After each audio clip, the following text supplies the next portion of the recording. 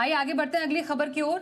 Pocket veto वाले फैसले पर विवाद थमता नजर नहीं आ रहा। दरअसल 8 अप्रैल को तमिलनाडु सरकार बनाम राज्यपाल मामले में सुप्रीम कोर्ट के फैसले पर राष्ट्रपति द्रौपदी मुर्मू ने ऐतराज जताया है।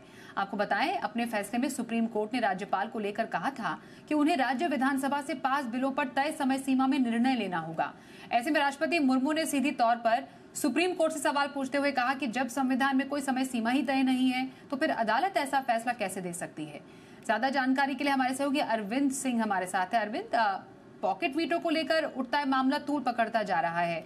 राष्ट्रपति मुर्मू ने भी मामले में सुप्रीम कोर्ट से लेकर सवाल किए हैं, क्या मायने निकाले? देखिए स्वाति, जो 8 अप्रैल का फैसला था सुप्रीम कोर्ट का, उसमें सुप्रीम कोर्ट ने तमिलनाडु विधानसभा की ओर से पारित और राज्यपाल के पास लंबित 10 विधेयकों को अपनी ओर से पारित कर दिया था। और महत्वपूर्ण बात यह कि उस फैसले में सुप्रीम कोर्ट ने बिल पर फैसला लेने के लिए न केवल राज्यपाल के लिए समय सीमा तय की थी, बल्कि राष्ट्रपति के लिए भी समय सीमा तय कर दी थी। उस फैसले में यह कहा गया था कि अगर किसी बिल को गवर्नर आगे विचार के लिए राष्ट्रपति के पास भेजते हैं तो राष्ट्रपति 3 महीने के अंदर उस पर फैसला लें, और अगर राष्ट्रपति इस समय सीमा के अंदर फैसला नहीं ले पा रहे हैं तो उसके लिए उनको लिखित कारण दर्ज करने होंगे। कोर्ट ने यहां तक कहा था कि अगर राष्ट्रपति इस समय सीमा में फैसला नहीं लेते हैं तो ऐसी सूरत में राज्य सरकार कोर्ट आ सकती है। फैसले में यहां तक कहा गया था कि अगर राष्ट्रपति बिल को नामंजूर करते हैं तो उसके खिलाफ भी राज्य सरकार को कोर्ट आने का अधिकार है। तो उसी फैसले को लेकर के राष्ट्रपति ने 14 सवाल सुप्रीम कोर्ट से पूछे हैं, उन पर उनकी राय मांगी है। और राष्ट्रपति संदर्भ के जरिए जो सवाल पूछे गए हैं उनका सार यही है कि जब संविधान में आर्टिकल 200 के तहत राज्यपाल जो फैसला लेते हैं उसके लिए कोई समय सीमा तय नहीं है, जब आर्टिकल 201 के तहत राष्ट्रपति जो बिल पर फैसला लेते हैं उसके लिए जब कोई समय सीमा तय नहीं है, तो क्या कोर्ट अपने न्यायिक आदेशों के जरिए ऐसी कोई समय सीमा तय कर सकता है क्या?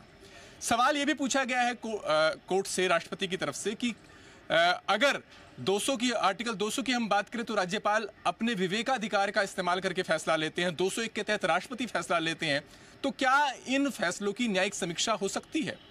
सवाल ये भी पूछा गया है कि अगर आर्टिकल 200 के तहत कोई बिल राज्यपाल के पास जाता है तो उनके पास क्या संवैधानिक विकल्प हैं, क्या वो मंत्रिपरिषद की सलाह मानने के लिए बाध्य हैं? सवाल ये भी पूछा गया है कि अगर कोई बिल को राष्ट्रपति के पास विचार के लिए आगे भेजते हैं गवर्नर, तो आर्टिकल 201 के तहत फैसला लेने से पहले क्या वो रेफरेंस भेज करके सुप्रीम कोर्ट से सलाह मानने के लिए बाध्य हैं? और सबसे महत्वपूर्ण बात यह कि जो आर्टिकल 142 है, जो कि न्याय के हित में सुप्रीम कोर्ट को विशेष शक्तियां देता है, उसके अधिकार क्षेत्र को लेकर के सवाल पूछे गए हैं। सवाल यह पूछा गया है कि क्या आर्टिकल 142 के तहत सुप्रीम कोर्ट को जो विशेष शक्तियां मिली हैं उसका इस्तेमाल करके जो मौजूदा संवैधानिक प्रावधान है उनसे इतर जाकर के या उनके विपरीत जाकर के भी कोर्ट कोई फैसला दे सकता है। सवाल यह भी उठाया गया है कि ऐसे अगर कोई कोर्ट के सामने ऐसा कोई विषय आता है जिसमें संवैधानिक सवाल जुड़े हैं तो क्या 145(3) के तहत 5 जजों की संविधान पीठ का गठन नहीं किया जाना चाहिए? तो ये महत्वपूर्ण सवाल पूछे गए हैं। आमतौर पर जब रेफरेंस भेजा जाता है तो सुप्रीम कोर्ट 5 जजों की संविधान पीठ का गठन किया जाता है। सुप्रीम कोर्ट में सारे प्रश्नों पर गहराई से विचार होता है और उसके बाद संविधान पीठ अपनी राय व्यक्त करती है उन सवालों पर जो राष्ट्रपति की तरफ से भेजे जाते हैं। तो उम्मीद यह है कि यहाँ पर भी इसी प्रक्रिया को निभाया जाए।